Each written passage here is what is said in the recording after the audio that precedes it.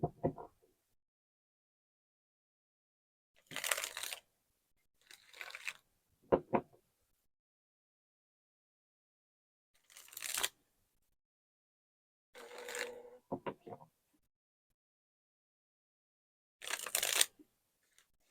think meron kang iniisip from here. Yung parang meron kang mga tanong in your mind na gumugulo sa iyong isipan. Don't worry because something will be revealed to you. Ace of Swords energy. This is the hand of the universe right here. So I think the universe got answers for your questions here, for your queries, no? So alamin natin yan. Maybe your question has something to do with ending. Maybe something here ended. Could be a relationship from a past person here. Let's see what is this all about. But you know, in the tarot, in this deck, I mean, there's that sun.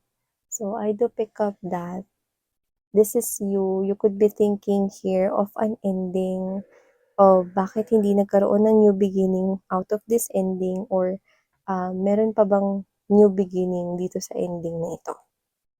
Okay, basta yung tanong mo ay may kinalaman sa nag-end rito na something. Yan. You're still waiting for answers. But the answers, I think, will be revealed to you soon.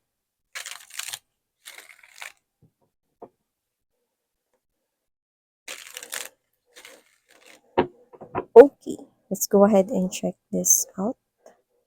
Alamin natin ang iba pang infos.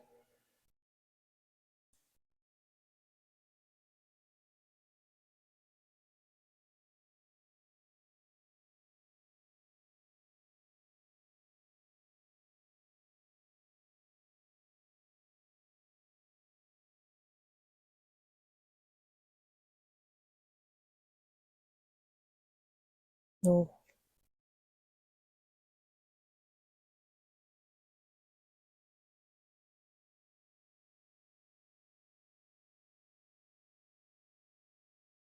Oh, kaya. So, ilatag na muna na, yeah, yeah, look at that. I love it. Okay? You might not understand it now, but soon, you will. Yan. So, before we start digging more dito sa inyong reading mga babes, no, reminders muna us na hindi to for everybody. So, please pick up the only messages you think are for you. And of course, wala tayong gender here, babae, lalaki, LGBT, lahat kayo welcome here. And this is timeless as well. So, we do not have any time period here, no? So, pwedeng ito ay nangyayari ngayon, or posibleng hindi pa. Pero ito ay isang prediction sa inyong future. By the way, meron pala tayong new channels, no? Ang mga links ay nasa description box. Okay, ako po si Yan, new subscribers tuloy. Welcome po kayo here. At sa mga returning subscribers, thank you so much dahil nandito kayo palagi. So, we have here this King of Cups energy, and there's this Queen of Coins energy together with this Six of Cups energy. So, let me just fix the camera. Okay. Yan.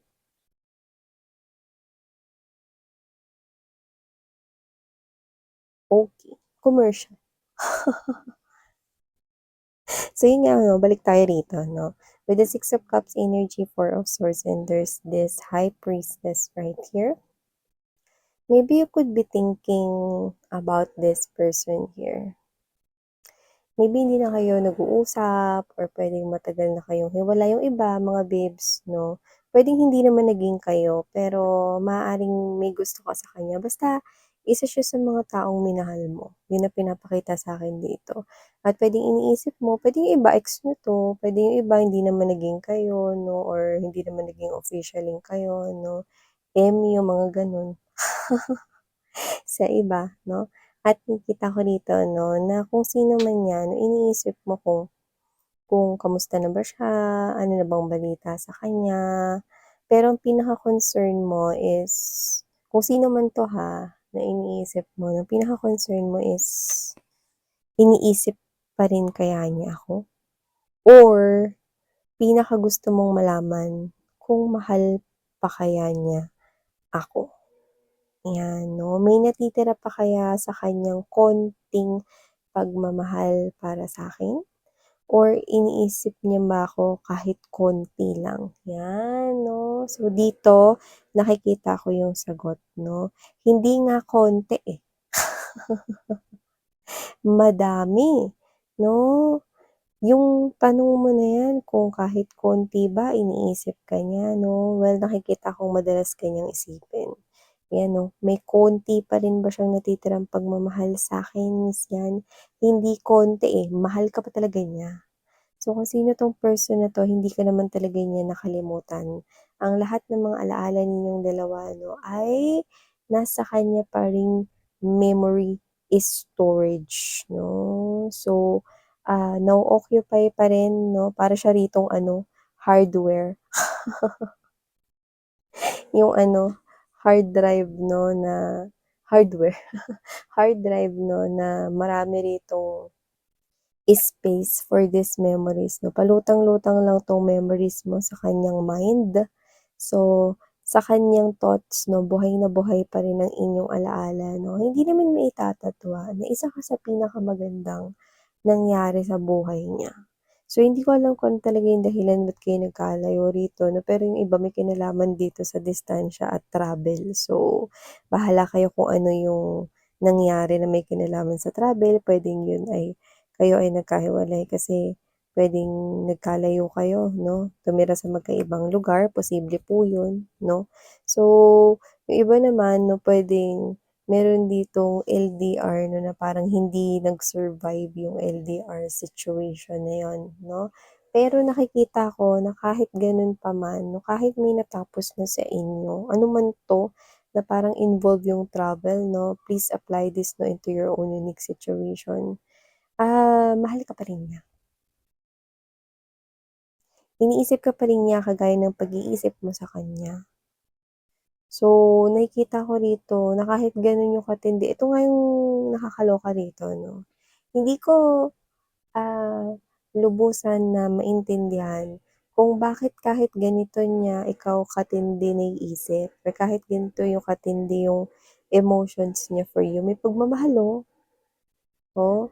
Nananatiling puno pa rin yung pagmamahal niya sa'yo. So, hindi ko alam kung kailan ba kayo naghiwalay, kailan ba kayo huling nag-usap 'no, gano'n pa din, eh, yung feelings niya, eh, hindi hindi nagbago, still the same for you guys 'no. Kaya kung sino man 'to 'no, hindi ko alam kung bakit parang pinipili niya ngayon na manahimik. 'Yan 'no. Nakikita ko rito na kahit nami-miss ka niya, kahit gusto ka niyang makita, masilayan, kahit na parang gusto niya magkaroon ulit ng mga panibagong memories between you, mas pinipili niya ritong dumistansya sa'yo. You know, marami naman talagang rason ng mga tao and since this is general reading right here 'no, I think this person here meron siyang reason for that. Okay. So, kung ang tanong mo rito ng mga babes, so puwede mo naman din 'tong itanong sa kanya, okay. Kasi 'pag tinanong mo 'to sa kanya, nakikita ko rito 'no, na masho-shock siya, yung parang magugulat siya rito 'no, na parang hindi siya rito makakapagsalita agad 'no, or matitigilan siya rito 'no. Pero 'wag kang mag-alala kasi 'pag nagtanong ka nito, hindi siya magdadahilan lang at magsisinungaling. Sasabihin niya yun sa'yo. So, iiwanan ko na yung ganyang trabaho sa'yo. "Bakit miss 'yan, magkikita pa ba kami niyan?" Oo, ayan 'no, kitang-kita ko rito, okey. So, nakikita ko rito that you're pulling each other's energy towards each other just by thinking about each other. Nakuha mo?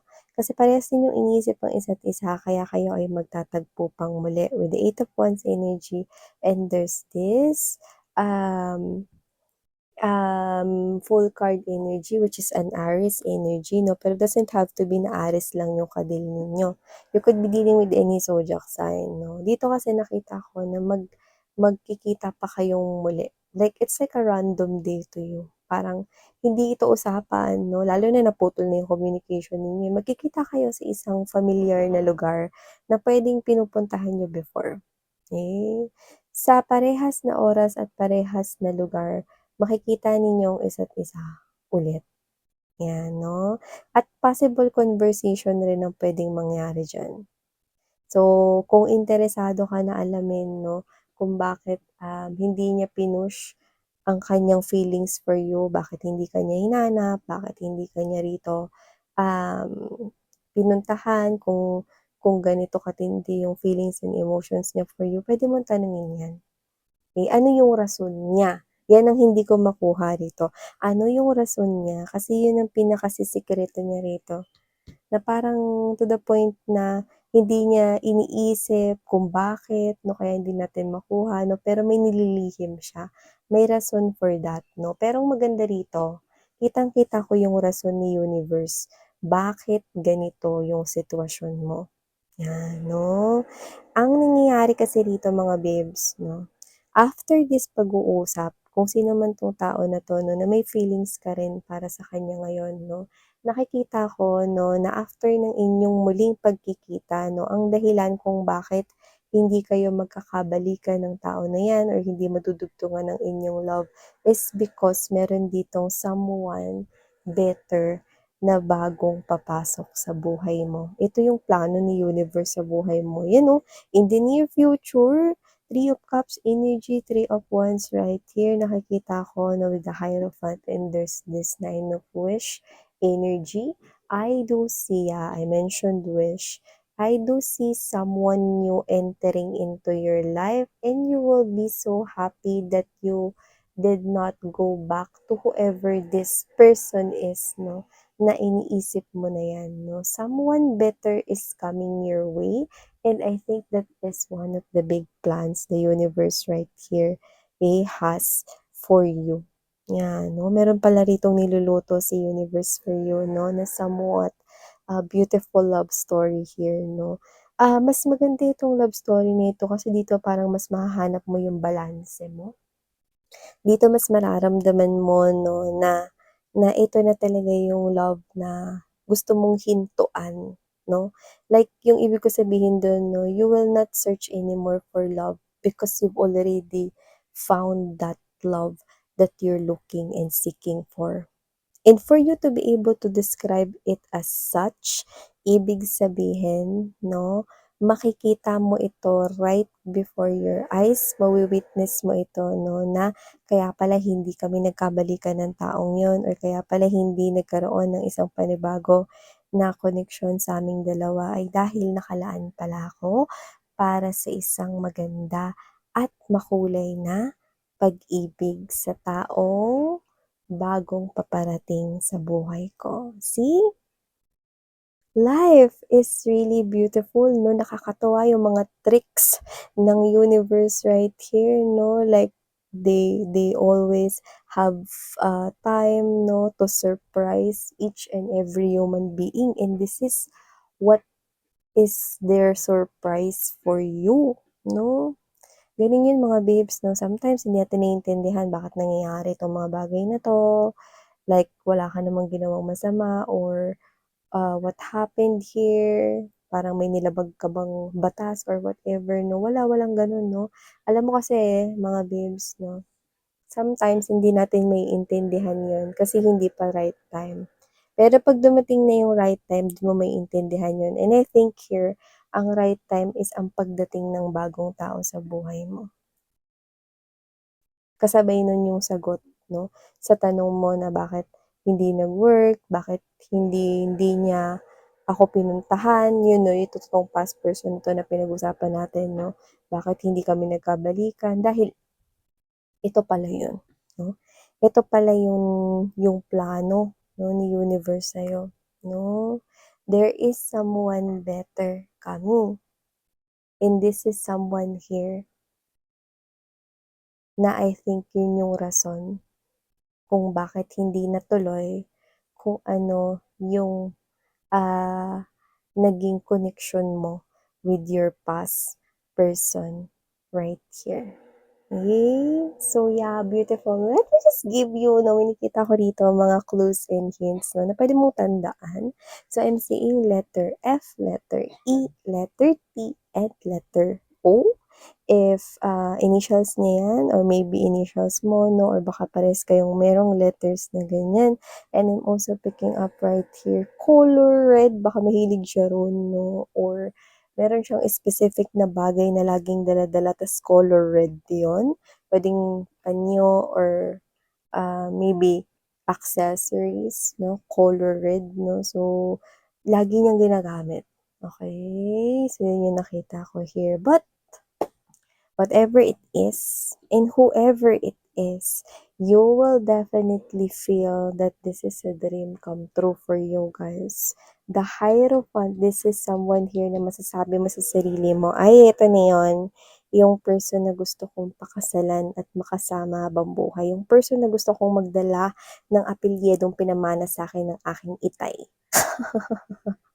Kung ikaw ay isang guy at okay, gusto kong maging asawa ko if you are a woman watching or listening to me. And if you are LGBT, of course, sweetheart, you're also welcome here. Just take how this resonates. But you will surely, definitely witness that this person here coming in the future is far more better, okay, than this past person over here. Mas magiging maligaya ka with this future person na mamimit mo. Yung iba na meet nyo nito, this is timeless. So just take out this resonates here with you guys. So, beautiful. Claim these beautiful messages right here, sweethearts. Thank you so much for your time spent here. And sarang hail, love and light. Annyeong.